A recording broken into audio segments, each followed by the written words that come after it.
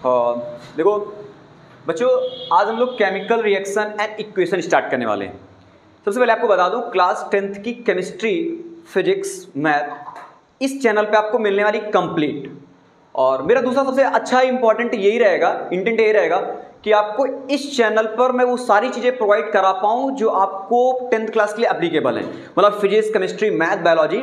और दूसरा मेरा इंटेंट सबसे अच्छा ये रहता है कि मैं कोशिश करता रहता हूँ कि आपको ऑनलाइन फील ना करा दूँ, मतलब आपको ऑफलाइन वाला फील आए, ठीक है ना। तो सबसे पहले मैं केमिस्ट्री स्टार्ट कर रहा हूँ, तो इसको पहले फिनिश करते हैं, फिर फिजिक्स, फिर मैथ पे चलते हैं। तो केमिस्ट्री में हमारा पहला चैप्टर है केमिकल रिएक्शन इक्वेशन, ठीक है।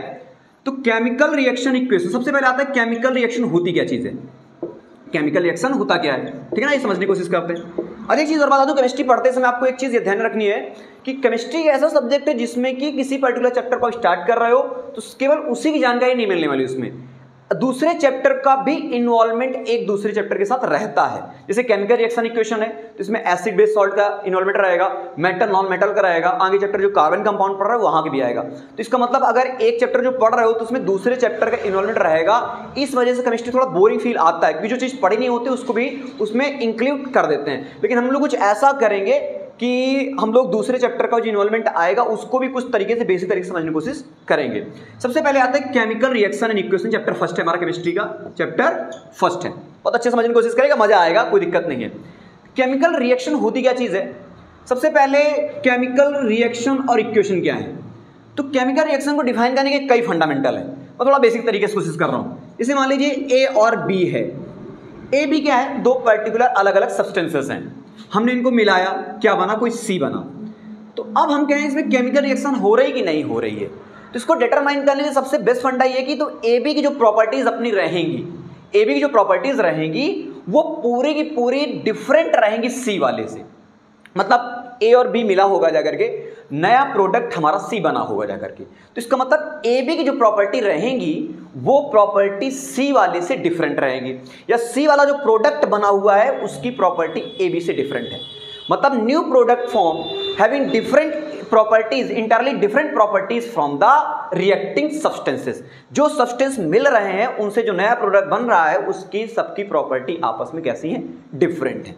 इसको बोलते हैं हम लोग केमिकल रिएक्शन। तो डिफिनेशन लिखना चाहो तो लिख सकते हो, new substance form having इंटरली different properties from the reacting substances. Clear है। दूसरी सबसे इंपॉर्टेंट बात है, केमिकल रिएक्शन में हम लोग तो ऐसे कह दिया कि इंटरली डिफरेंट प्रॉपर्टीज है, कैसे शो करेंगी।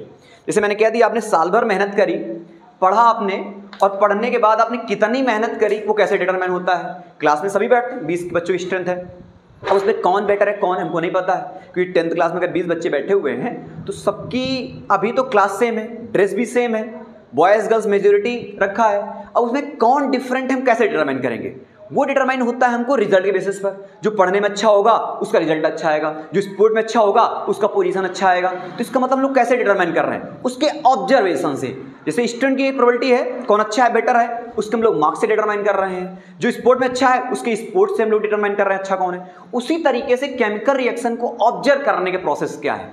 तो मेनली जो हम लोग केमिकल रिएक्शन को ऑब्जर्व करते हैं, तो ऑब्जर्वेशन के लिए हमारे पास कुछ मेन पॉइंट्स हैं। सबसे पहले अगर हम लोग ए बी सी बना रहे हैं, मोटा मोटा ए बी सी बना रहे हैं, तो इसका मतलब ए बी का जो स्टेट रहेगा हो सकता है सी वाले का स्टेट अलग। स्टेट मतलब जैसे मान लीजिए ए वाला सॉलिड है, बी वाला सॉलिड है, सी वाला कुछ गैस बन रहा है, लिक्विड बन रहा है, ए वाला लिक्विड है, बी वाला लिक्विड है, हमारा सी क्या बन रहा है, सॉलिड बन रहा है। इसका मतलब हम लोग चेंज इन स्टेट के बेसिस पर डिफाइन कर सकते हैं कि हमारी केमिकल रिएक्शन ऑकर हो रही है। तो पहला ऑब्जर्वेशन कहाँ से पता चलेगा, चेंज इन स्टेट से। मतलब उसकी पहली स्टेट क्या थी, बाद में स्टेट क्या हुई। पहली स्टेट कुछ लिक्विड या सॉलिड थी, बाद में उसकी गैसियस हो गई या एक्वस हो गई, तो चेंज स्टेट से पता चल गया। दूसरा, चेंज इन कलर से भी हम पता कर सकते हैं केमिकल रिएक्शन ऑकर हो रही कि नहीं हो रही, चेंज इन कलर से। इसका मतलब जो पहले कलर था, जैसे मैंने ब्लू और ब्लैक कलर मिलाया, कुछ और कलर बना करके, मतलब कुल मिला करके हम लोग रिएक्टेंट का कलर और प्रोडक्ट का कलर अगर चेंज हो रहा है तो कलर के बेसिस पर भी हम डिफाइन कर सकते हैं कि यहाँ केमिकल रिएक्शन ऑकर हो रही है। तीसरा, चेंज इन टेम्परेचर के बेसिस भी बात कर सकते हैं, चेंज इन टेम्परेचर। इसका मतलब जैसे पहले जो टेम्परेचर था, जैसे मान लीजिए रिएक्टिंग स्पीसीज का टेम्परेचर कुछ 30 डिग्री सेल्सियस था, बाद में जो प्रोडक्ट बना उसका टेम्परेचर 50 डिग्री सेल्सियस हो गया, या पहले 100 डिग्री सेल्सियस था बाद में 30 डिग्री सेल्सियस हो गया। तो टेम्परेचर जब चेंज होता है तो उसके बेसिस पर भी हम कह सकते हैं कि केमिकल रिएक्शन ऑकर हो रही है। चौथा, हो सकता है आपके जो ए बी आपके मेरे सॉलिड है, लिक्विड आपने मिलाया और प्रोडक्ट जो बना वो गैसेस फॉर्म का हो गया। तो इवोल्यूशन ऑफ गैसेस के बेसिस पे भी बात कर सकते हो, इवोल्यूशन ऑफ गैसेस के बेसिस पर। अगर गैस प्रोड्यूस हो रही है तो उसके बेसिस पे आप बता सकते हो कि यहाँ पर हम लोग केमिकल रिएक्शन ऑकर हो रही है। या चौथा या पांचवा जो पॉइंट है, पांचवा पॉइंट है हमारा, इसमें मान लीजिए ए वाला लिक्विड है, बी ए वाला एक्वस है, बी वाला एक्वस है, दोनों एक्वस सॉल्यूशन है। सी वाला जो बन रहा है वो सॉलिड बन रहा है। सॉलिड मतलब प्रेसिपिटेशन। जैसे मान लीजिए दो चीजें आपने मिलाई, दो चीज मिलाने के बाद जो सॉल्यूशन बना, कुछ सॉल्यूशन नीचे बैठ गया, बाकी सॉल्यूशन मिक्सअप हो गया। तो जैसे सॉल्यूशन में नीचे जो बैठ जाता है उसको बोलते हैं प्रेसिपिटेट। तो फॉर्मेशन ऑफ प्रेसिपिटेट के बेसिस पर भी डिफाइन कर सकते हो कि आपका केमिकल रिएक्शन ऑकर हो रही है। फॉर्मेशन ऑफ प्रेसिपिटेट किसके बेसिस पर? प्रेसिपिटेट कर। प्रेसिपिटेट क्या है? प्रेसिपिटेट का जनरल मतलब होता है जब केमिकल रिएक्शन ऑकर होती है तो वो सॉल्यूशन में नीचे सेटल डाउन हो जाता है, बैठ जाता है, तो उसको हम लोग बोलते हैं प्रेसिपिटेट बोलते हैं। तो क्लियर है, ये मिनिमम 5 पॉइंट है, मेजर 5 पॉइंट्स है जिनके बेसिस पर हम लोग केमिकल रिएक्शन के ऑकर होने के ऑब्जर्वेशन डिफाइन कर सकते हैं। कलर के बेसिस पर, स्टेट के बेसिस पर, टेम्परेचर के बेसिस पर, इवोल्यूशन ऑफ गैसेस के बेसिस पर और फॉर्मेशन ऑफ प्रेसिपिटेशन के बेसिस पर। अब जैसे मोटा मोटा मैं एग्जांपल के लेकर के बात कर रहा हूं, जैसे मान लीजिए कैल्शियम कार्बोनेट है। कैल्शियम कार्बोनेट को आपने हीट करा, क्या करा? हीट करा, कैल्शियम ऑक्साइड बना, साथ में और क्या बना? CO2 बना। अब थोड़ा समझिएगा जरा कहानी क्या है। जैसे मान लीजिए कैल्शियम कार्बोनेट को हीट कर, इसका नाम है कैल्शियम कार्बोनेट। भाई देखो एक चीज़ है, जो प्रोडक्ट और ये जो मैंने कंपाउंड लिखे होंगे, अगर इसको लिखने में दिक्कत हो रही है तो अभी हम इसको थोड़ा और डिटेल में बात करें। वैसे क्लास 10th में सिखा दिया जाता है कैल्शियम कार्बोनेट बना कैसे, कैल्शियम ऑक्साइड फॉर्मूला बना कैसे, CO2 गैस का जो फॉर्मूला बना कैसे। तो अभी हम लोग यहाँ पे डीपली वो बात करने वाले नहीं है कि ये कंपाउंड कैल्शियम कार्बोनेट बना कैसे। हमको अभी थोड़ा सा बेसिक अलग से अगर दिक्कत पड़ेगी तो हम लोग डिटाइन कर लेंगे, क्लास 9 में पढ़ाया जाता है, ठीक है। अब देखिए जैसे कैल्शियम कार्बोनेट बना, उसको हीट कराया तो क्या बना? कैल्शियम ऑक्साइड और साथ में CO2। अब इनका स्टेट पता करना है। तो जैसे कैल्शियम कार्बोनेट है, सॉलिड होता है, कैल्शियम ऑक्साइड में कैसा होता है? सॉलिड होता है। और CO2 क्या है? गैस है। क्या है? गैस है। तो कैल्शियम कार्बोनेट जो सॉलिड है उसको S लिख दिया, कैल्शियम ऑक्साइड जो S है सॉलिड S लिख दिया, और CO2 जो गैस है उसको हमने G लिख दिया। तो इस प्रकार से देखा कि यहाँ पे सॉलिड था तो प्रोडक्ट जो बना वो सॉलिड बना और कैसा बना? गैसियस बना। तो गैसियस प्रोडक्ट भी बन रहा है, ठीक है। तीसरी अब सबसे इंपॉर्टेंट पॉइंट आती है कि केमिकल रिएक्शन तो हम लोग पता कर पा रहे हैं। अब केमिकल रिएक्शन में ये जो लिखा है मैंने, ये पूरा का पूरा रिएक्शन, इसको लिखने के प्रोसेस को क्या बोलते हैं? इसके लिखने के प्रोसेस को बोलते हैं इक्वेशन। क्या बोलते हैं? इक्वेशन। थोड़ा इस पे बात करते हैं। जैसे मान लीजिए इस साइड लिखा एरो, मैंने आपको एरो देखना है। क्या देखना है? एरो देखना है। एरो की जो उस साइड लिखा होगा उसको बोलेंगे रिएक्टेंट। क्या बोलेंगे? रिएक्टेंट। बहुत बेसिक बेसिक चीजें बता रहे हैं, आपको समझ आना चाहिए। एरो की जो इस तरफ लिखा होगा इसको बोलेंगे प्रोडक्ट। क्या बोलेंगे? प्रोडक्ट। क्या बोलेंगे? प्रोडक्ट। और एरो को और प्रोडक्ट मतलब रिएक्टेंट को, प्रोडक्ट को एरो के बेसिस पर रिप्रेजेंट करेंगे तो उस पूरे प्रोसेस को लिखने के फंडामेंटल को, सिंबॉलिक वे को हम लोग बोलते हैं केमिकल इक्वेशन। क्या बोलते हैं? Chemical equation. तो सबसे पहले दो चीज हमने समझी, केमिकल रिएक्शंस क्या होती है, केमिकल रिएक्शन को किस तरीके से रिप्रेजेंट करते हैं, रिप्रेजेंट करने के प्रोसेस को ही बोलते हैं केमिकल इक्वेशन। क्या बोलते हैं? Chemical equation. तो हमने क्या करा? AB को मिलाया, C प्रोडक्ट बना, C प्रोडक्ट बना। तो इसको हम लोग ऑब्जर्व कर सकते हैं 5 पॉइंट से कि हाँ भैया केमिकल रिएक्शन ऑकर हो रही है। अब वो केमिकल रिएक्शन ऑकर हो रही है, उसको एक फंडामेंटल टर्म लिखने के तरीकों को reactant product with representation of arrow is known as chemical equation. अब थोड़ी सी और बारीक सी चीजें, जैसे मोटा मोटा जैसे मैंने S लिख दिया, तो जब हम सॉलिड लिखेंगे, किसी स्टेट का सॉलिड होगा तो सॉलिड को S लिख दिया करेंगे। अगर किसी का स्टेट लिक्विड है तो लिक्विड को मैं L लिख दिया करूंगा। अगर किसी का स्टेट गैसियस है, गैसियस है तो गैसियस को हम लोग G लिख दिया करेंगे। अगर किसी का स्टेट एक्वस है, कैसा है? एक्वस को तो AQ लिख दिया करेंगे। क्या लिख दिया करेंगे? AQ। सॉलिड आपको पता है, लिक्विड आपको पता है, गैसेस आपको पता है, बस आप फंस कहाँ रहेंगे? एक्वस में। सर एक्वस को है, एक्वस ऐसा है, ये मान के चले, वैसे तो बहुत लोग बोल देते हैं लिक्विड ही है, मतलब ये मान के चले इसमें पानी की मात्रा ज्यादा है। जैसे हमारा सॉल्यूशन बनता है सॉल्यूट प्लस सॉल्वेंट से, किससे बनता है? सॉल्यूट प्लस सॉल्वेंट से। तो सॉल्यूट लेस अमाउंट में होता है, सॉल्वेंट मैक्सिमम अमाउंट में होता है। तो वैसे भी कोई सॉल्यूशन है जिसमें कि पानी ज्यादा मात्रा में है, मतलब वहां पर वाटर एज अ सॉल्वेंट काम कर रहा है, तो वो सॉल्यूशन कहलाएगा हमारा एक्वस सॉल्यूशन। क्या कहलाएगा? Aqueous solution. समझ में आ रहा है ना? तो हम लोग किस तरीके से हम लोग सॉलिड, लिक्विड, गैसेस और एक्वस को रिप्रेजेंट कर सकते हैं। 2-3 चीजें और देख लेते हैं, फिर आगे हम लोग बात करते हैं। जैसे गैस बन रही है या प्रेसिपिटेट बन रहा है, मतलब एक प्रेसिपिटेट और एक गैस, इनके दोनों की रिप्रेजेंटेशन आप एरो से भी कर सकते हो। अगर कोई गैस बन रही है तो आप गैस के ऊपर सब्सटेंस, यहाँ गैस बन रही है तो ऊपर अपवर्ड डायरेक्शन में एरो बना के दिखा सकते हो गैस। जैसे मान लीजिए CO2 यहाँ पर गैस थी, तो क्या करा हमने, गैस को G लिख दिया तो ठीक है, अगर नहीं तो आप ऐसे एरो बनाकर दिखा सकते हो। तो ये बता सकता है कि यहाँ पर आपकी गैस बन रही है। तो गैस के लिए आप या तो एरो बना दो या फिर आप G लिख दिया करो। प्रेसिपिटेट के आगे आप PPT लिख दिया करो या फिर डाउनवर्ड डायरेक्शन में एरो बना दिया करो। किस डायरेक्शन में? डाउनवर्ड डायरेक्शन में। अगर आप डाउनवर्ड डायरेक्शन में एरो बना रहे हो तो वहां से पता चल जाएगा वहां पर प्रेसिपिटेट बन रहा है। अगर आप अपवर्ड डायरेक्शन में एरो बना रहे हो तो हमको पता चला वहां पर गैस का फॉर्मेशन हो रहा है। बात क्लियर? इतनी बहुत बेसिक से आराम से चल रहे हैं, मजा आनी चाहिए आपको। सबसे पहले मैं फिर उन पॉइंट्स को रिमाइंड करूं जो आपको भी बताया। सबसे पहले मैंने कहा केमिकल रिएक्शन क्या होती है। भाई चैप्टर का जो नाम होता है सबसे पहले वो पता होना बहुत ज़रूरी है। जैसे कोई चीज़ करने जा रहे हो ना, तो अगर उसके बारे में जानकारी नहीं है, आप मान लीजिए IIT की तैयारी करने जा रहे हो, अगर आपको IIT में यही नहीं पता है, आपको कह दिया जाए IIT प्रिपरेशन करने जाओ, उसमें कह दो मैं हिस्ट्री आ रही है, तो तुम क्या कहोगे? IIT में हिस्ट्री आ रही है ना, तो तुम मान जाओगे? नहीं भैया, पता होना चाहिए कि हाँ भाई फिजिक्स आती है, केमिस्ट्री आती है और मैथ आती है। आप नीट तैयारी करने जा रहे हो और आपसे कहते हैं नहीं भाई उसमें तो बायोलॉजी आती नहीं, उसमें अकाउंट आती है, और आप बायोलॉजी नीट की तैयारी करने में अकाउंट पढ़ने चले जा रहे हो, तो इसका मतलब तुमसे बड़ा बेवकूफ़ तो पैदा ही नहीं हुआ है। तो कुल मिलाकर के जिसकी आप तैयारी करने जा रहे हो, जो चीज़ पढ़ रहे हो, उसके बारे में पता होना बहुत ज़रूरी है। जैसे केमिकल रिएक्शन इक्वेशन हो तो आपको इतनी जानकारी होना बहुत ज़रूरी है। भाई केमिकल रिएक्शन होती क्या है, केमिकल रिएक्शन ऑब्जर्व कैसे करते हैं, केमिकल इक्वेशन क्या होती है, उसको रिप्रेजेंट कैसे करते हैं, और उसको रिप्रेजेंट करने के जो छोटे छोटे फंडामेंटल्स हैं वो कौन कौन से हैं। क्लियर है? तो इतना आपको पूरा याद हो गया होगा। इसको आराम से नोट्स कॉपी निकालिए, उसमें बनाइए, फिर हम लोग आगे बात करते हैं। ठीक है, नोट करो फटाक से। तो अभी इतना समझ आ गया, अब आगे देखते हैं बेटा। तो केमिकल रिएक्शन इक्वेशन आपको क्लियर हो गई होगी। थोड़ी सी चीज़ें और मैं डिस्कस करने वाला हूँ, थोड़ा ध्यान देते चलिएगा। जैसे मान लीजिए मैंने कहा कि जैसे Mg+O लिखा है, O2 क्या बना, MgO बना। मतलब इस रिएक्शन को लेकर मैं कुछ और चीज़ें बात करने वाला हूँ, थोड़ा बेसिक चीज़ें, उन पर थोड़ा सा ध्यान देते हैं। सबसे पहले चीज़, इस रिएक्शन को लिखते समय जो मेजर पॉइंट्स हैं उनको आपको ध्यान में रखते हुए करना है। सबसे पहले क्या है, ये साइड जो है कौन सी साइड है, ये रिएक्टेंट साइड है। कौन सी साइड है? रिएक्टेंट साइड है। ये साइड कौन सी है? प्रोडक्ट साइड है।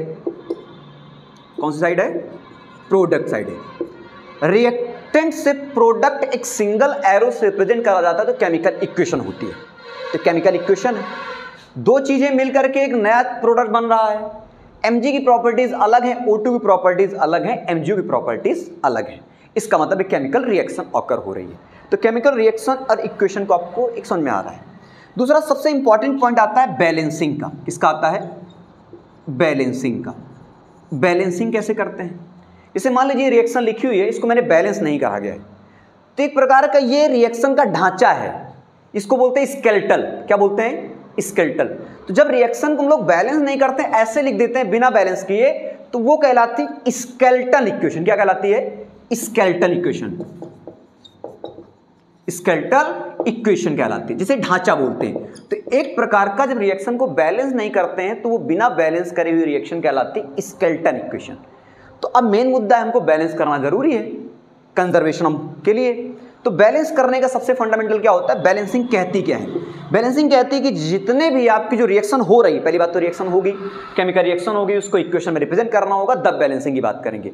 तो बैलेंसिंग का मोटा मुद्दा ये है कि जितने भी आपके रिएक्टेंट साइड एलिमेंट होंगे उतने ही एलिमेंट आपके प्रोडक्ट साइड होने चाहिए। मतलब number of element in reactant side is equal to number of element in product side.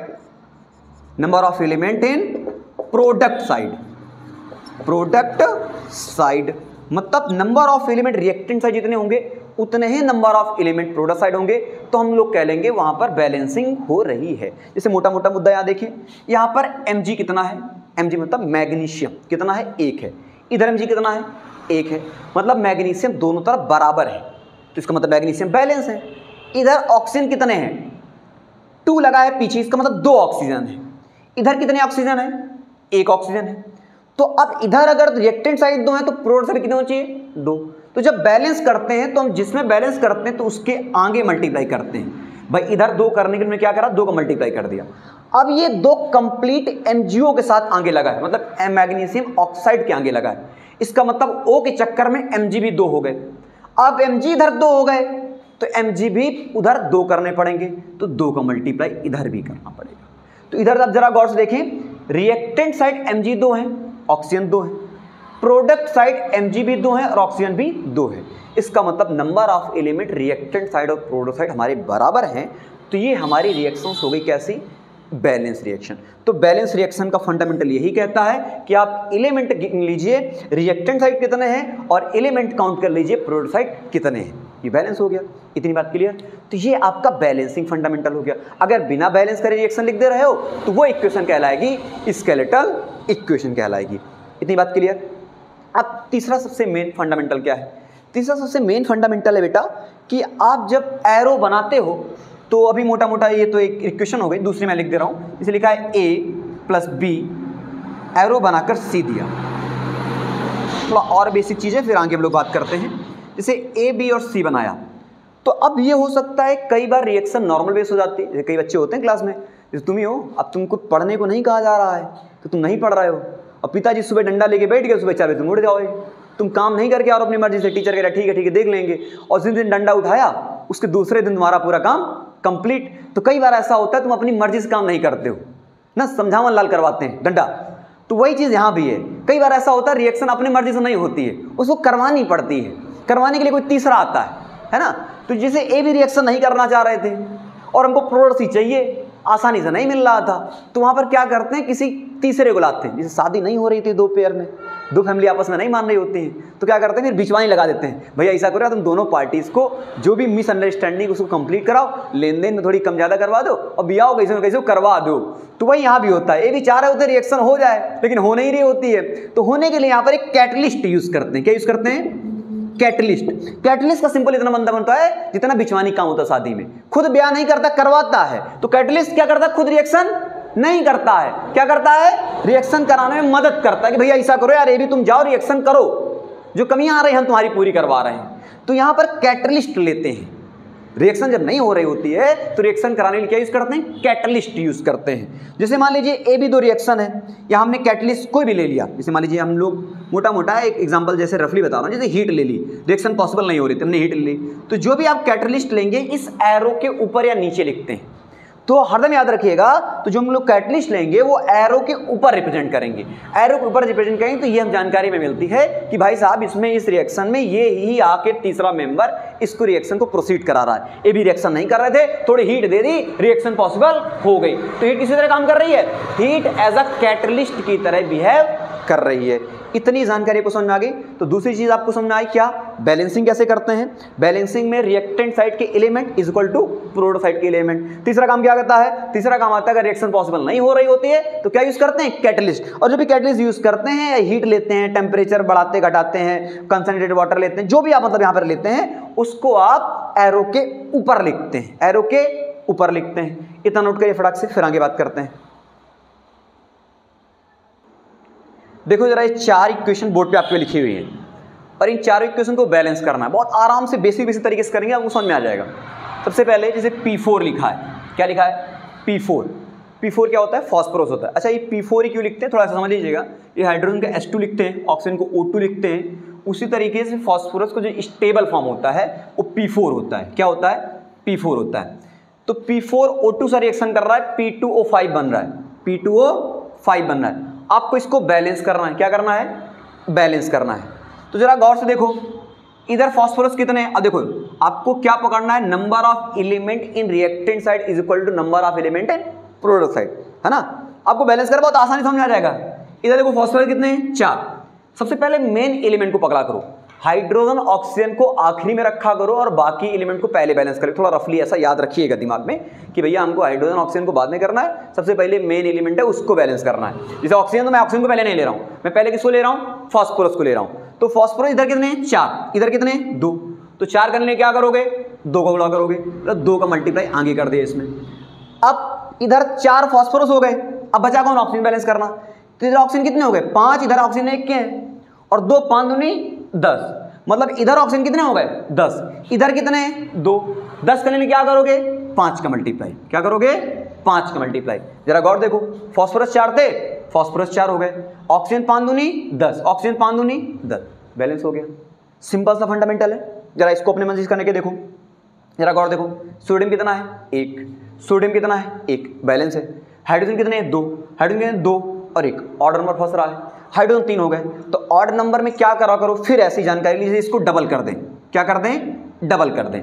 तो हाइड्रोजन अब यहाँ कितने हो गए 2 2 4 हो गए, कितने हो गए 4, तो हाइड्रोजन 4 हो गए तो 2 मल्टीप्लाई कर दो, कितने हो गए 4। सोडियम कितने हो गए 2, इधर इधर मल्टीप्लाई कर दिया 2 का मल्टीप्लाई कर दिया। अब जरा बैलेंस करो, सोडियम कितने हो गए 2, सोडियम कितने 2, हाइड्रोजन कितने 2 दूनी 4, हाइड्रोजन कितने 2 और 2 4, ऑक्सीजन कितना 2 इधर है, इधर कितना है 2 ऑक्सीजन इधर भी है, बैलेंस हो गए।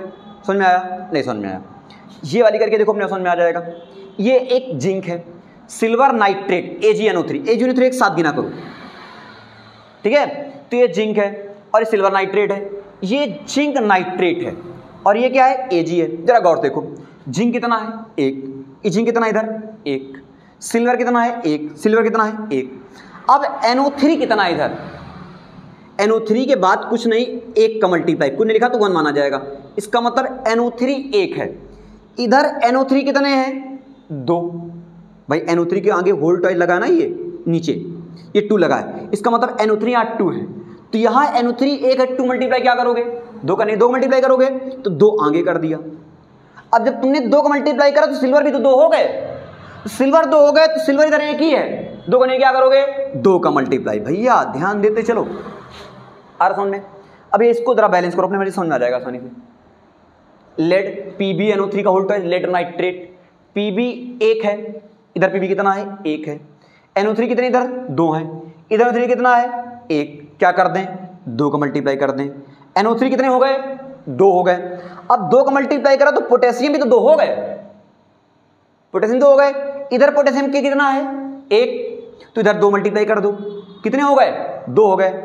अब देखो जरा गौर से, I कितने हो गए 2 हो गए, I इधर 2 हैं पहले से, बैलेंस है। जरा एक बार फिर चेक कर लो, Pb कितना है 1, Pb कितना है 1, NO3 कितने हैं 2, इधर NO3 कितने हैं 2 मल्टीप्लाई कर 2 हो गए, पोटेशियम इधर कितने हैं 2, पोटेशियम के कितने हो गया 2 हो गया, I कितने हो गए 2, I कितने हैं 2 है, बैलेंस हो गया। सिंपल फंडामेंटल है, पहले मेन एलिमेंट उठाओ, उसके बाद जब मेन एलिमेंट हो जाए तो आप हाइड्रोजन ऑक्सीजन और जो दूसरे एलिमेंट है वो उठाओ और आराम से आप reactant side is equal to product side करते चले जाओ, आपको रिएक्शन बैलेंस करना आ जाएगा।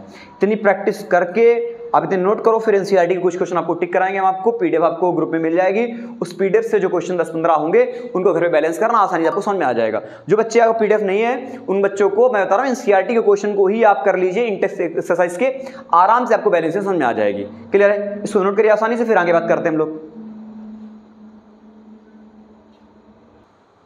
अब देखो एक ये बोर्ड पर आपकी बहुत खास इक्वेशन लिखी है, अभी तक जितना पढ़ा है उसमें हमने बैलेंसिंग सीखी है, इक्वेशन केमिकल रिएक्शन लिखी है। अभी तक देखा था केमिकल इक्वेशन को रिप्रेजेंट करने के लिए सिंगल एरो बनाते थे, सर इसमें डबल एरो बना दिया है ना।